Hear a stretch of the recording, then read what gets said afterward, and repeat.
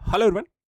मोदी सरकार के कार्यकाल में पहली बार ऐसा हुआ जब एक विधेयक लोकसभा में पारित नहीं हुआ। यह विधेयक महिला आरक्षण से जुड़ा हुआ था, जिसे 131वें संविधान संशोधन विधेयक के तौर पर नारी शक्ति वंदन अधिनियम भी कहा गया। इस विधेयक को जब लोकसभा में लाया गया था तो महिला आरक्षण, जो 33% आरक्षण की बात की जा रही है कि महिलाओं को सदन में यहां पे 33% आरक्षण मिलना चाहिए, और उस पक्ष को लेकर के देखा जाए तो विपक्ष सहमत नहीं था, और उसने जब मतदान हुआ तो यहां पर इस विधेयक का विरोध किया। रिजल्ट ये आया कि ये खारिज हो गया, विधेयक गिर गया। और ये देखा जाए तो अपने आप में एक दृष्टिकोण से देखा जाए तो सवालिया निशान भी खड़ा करता है कि क्या सरकार असमर्थ रही ऐसे विधेयक को पास कराने में, या देखा जाए तो विपक्ष को क्या वो एक तरीके से भरोसे में लेने में असमर्थ रहे। क्या सवालिया निशान इससे खड़े होते हैं।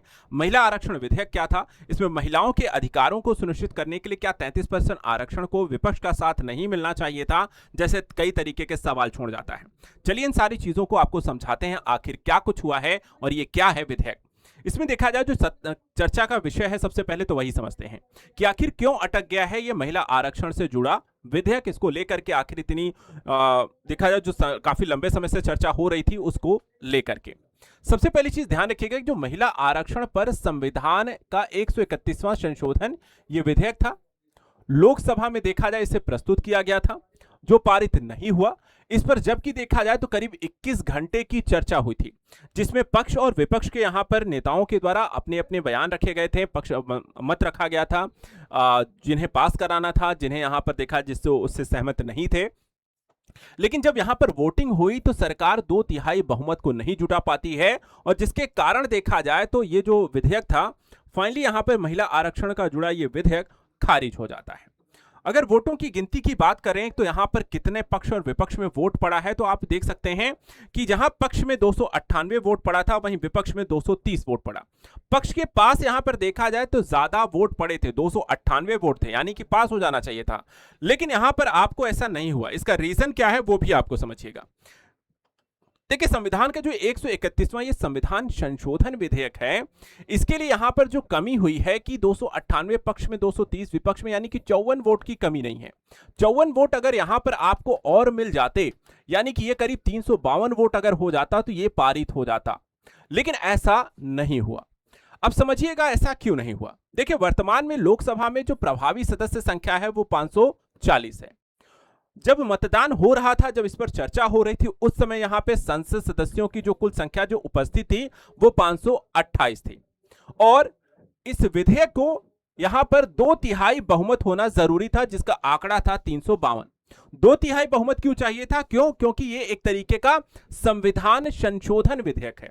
कोई भी संविधान संशोधन विधेयक अगर पारित कराना हो तो उसके लिए 2/3 बहुमत का होना जरूरी है, और 2/3 बहुमत का जो आंकड़ा था पास कराने के लिए वो 352 था। लेकिन यहां पर पक्ष में वोट जो पड़े मात्र 298, और इस कारण से ये 54 वोट से देखा जाए तो ये यहां पर विधेयक पारित नहीं हो सका।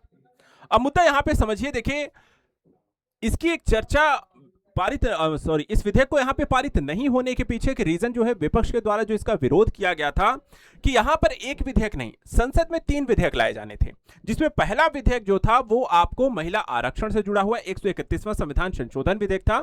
उसके बाद 2 और विधेयक यहां पे प्रस्तुत किए जाने थे, लेकिन जब यहां पे पहला ही विधेयक पारित नहीं हुआ तो उसके बाद अन्य जो 2 विधेयक थे उन्हें यहां पे संसद में नहीं रखा गया। ठीक है, लोकसभा में नहीं रखा गया। ये 2 विधेयक कौन से थे? पहला था परिसीमन संशोधन विधेयक 2026, और दूसरा था केंद्र शासित प्रदेश कानून संशोधन विधेयक 2026। सरकार ने इसके संदर्भ में यहां पे मत ये दिया था कि परिसीमन और केंद्र शासित प्रदेशों से जुड़े अन्य व संशोधन विधेयकों को वोटिंग की जरूरत नहीं है, क्योंकि ये सारे जो बिल हैं वो एक दूसरे से जुड़े हुए हैं, और अगर पहला बिल यहां पर पारित नहीं हुआ है तो फिर दूसरा और तीसरा बिल यहां पर आपको पारित नहीं होगा, या फिर यहां पर उसका कोई औचित्य नहीं रह जाता है, और इसलिए यहां पर दूसरा और तीसरा यहां पर विधेयक जो है वो हम प्रस्तुत नहीं करेंगे। अब मुद्दा यहां पर देखा जाए तो विपक्ष का भी यही कहना था कि ये जो तीनों ही बिल हैं एक दूसरे से जुड़े हैं, और इसी का हम विरोध करते हैं।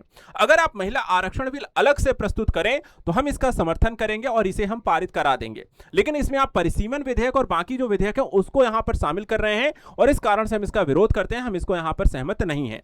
परिसीमन को इसके साथ शामिल मत कीजिए। अब देखा जाए तो इन तीनों ही बिलों का मकसद क्या था। सरकार देखिए जो पहला है कि 2027 की जनगणना का इंतजार ना करके सरकार ये चाहती है कि 2011 की जनगणना के आधार पर ही परिसीमन और महिला आरक्षण को लागू कर दिया जाए, ताकि जो 2029 में चुनाव होना है उसमें यह शुरू हो सके और उसका यहां पे लाभ लिया जा सके। दूसरा यहां पर यह मत था कि आर्टिकल 81(1) में संशोधन, जो अभी संसद में अधिकतम जो संख्या है 550, ये जो 543 है, उन सीटों की सीमा तय करता है। लोकसभा की सीटें को बढ़ा करके 850 करने के लिए भी ये बदलाव आपको जरूरी है, और इसमें राज्यों के लिए 815 और केंद्र शासित प्रदेशों के लिए टोटल 35 सीटें होंगी, और इस तरीके से देखा जाए तो संख्या आपको करीब 850 होती है। तीसरा यहां पर इस विधेयक का मकसद यह था कि आर्टिकल 82 को हटाना। आर्टिकल 82 को क्यों हटाना था, इसमें क्या प्रावधान है? आर्टिकल 82 हर जनगणना के बाद परिसीमन को अनिवार्य बना देता है, अनिवार्य बना देता है। सरकार इसे हटाकर परिसीमन को अपनी जरूरत और समय के हिसाब से लचीला यहां पर बनाना चाहती थी, और इस कारण से देखा जाए तो इन प्रक्रियाओं का एक विरोध किया गया, या विपक्ष कहीं ना कहीं ऐसे मुद्दों तर्क से सहमत नहीं था, जिस कारण से यह बिल आपको गिर गया। चलिए बात करते हैं इन बिलों के साथ साथ एक मुद्दा इसमें और जुड़ता है। महिला आरक्षण विधेयक को लेकर के सरकार ने इससे पहले भी एक बिल प्रस्तुत किया था, और यह आज नहीं करीब 3 साल पहले की बात है। केंद्र सरकार ने 2023 में नारी शक्ति वंदन अधिनियम को गुरुवार से लागू कर दिया था, पारित भी हो गया था।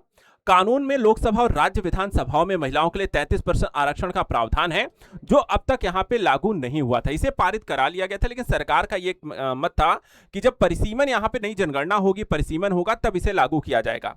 लेकिन परिसीमन और यहां पर जनगणना जो है अभी शुरू हुई है, परिसीमन अभी लागू नहीं हुआ है, और इस कारण से देखा जाए तो यह विधेयक भी लागू नहीं हुआ था। और इसी कारण सरकार के द्वारा एक संशोधन विधेयक लेकर आया जा रहा था, जिसके माध्यम से पुरानी जनगणना 2011 की जनगणना के आधार पर ही यहां पे महिलाओं को 33% आरक्षण देने के प्रावधान थे, जो कि यहां पर पारित नहीं हुआ है।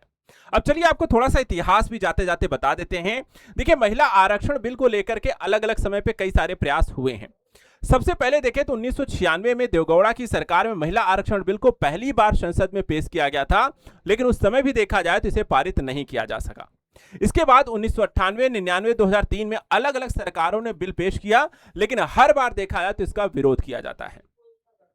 2010 में मनमोहन सिंह की सरकार ने बिल राज्यसभा में पास हुआ, लेकिन लोकसभा में यह नहीं आ सका और ये यहां पर लैप्स हो गया। 2014 से 19 में देखा भाजपा सरकार के चुनावी वादों में लगातार इसकी चर्चा की गई और संसद में इसे दोबारा लेकिन पेश नहीं हुआ। उसके बाद 2023 में नरेंद्र मोदी सरकार ने 19 सितंबर को लोकसभा और 21 सितंबर को राज्यसभा में इसे पारित भी करा लिया। 2023 में राष्ट्रपति द्रौपदी मुर्मू ने बिल को मंजूरी दी और 16 अप्रैल 2026 को सरकार ने कानून लागू करने का नोटिफिकेशन यहां पे जारी कर दिया है, जो पुराने यहां पर आपको बिल था, और इस तरीके से आपको पुराने बिल की ही प्रक्रिया को लागू करें। तो ये सारा जो सिस्टम यहां पर है, जो भी चर्चा का लगातार विषय है, 131वां संविधान संशोधन विधेयक और नया जो यहां पे महिला आरक्षण बिल लाया गया था, वो फिलहाल यहां पर फेल हो चुका है, और मोदी सरकार के लिए पहली बार एक सेटबैक है कि आप लोकसभा में कोई बिल यहां पे पारित नहीं करा सके हैं। इस संदर्भ में आपका क्या कहना है? आप इसे किस तरीके से देखते हैं? क्या यहां पर विपक्ष के द्वारा जो यहां पर तर्क दिए गए हैं वो ज्यादा बेहतर हैं, या फिर पक्ष के द्वारा जो यहां पर तर्क दिए जा रहे थे वो, उसको लेकर अपनी राय रख सकते हैं।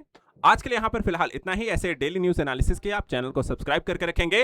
नेक्स्ट मुद्दे में हम बात करेंगे परिसीमन को लेकर के, जिसका लगातार यहां पर विरोध हो रहा है। दक्षिण भारत बनाम उत्तर भारत, लोकसभा की सीटों की संख्या में वृद्धि और परिसीमन से जुड़े हुए मुद्दों के बारे में हम डिटेल से ऐसे ही यहां पर चर्चा करेंगे। फिलहाल आज के लिए इतना ही। Thank you so much and good luck.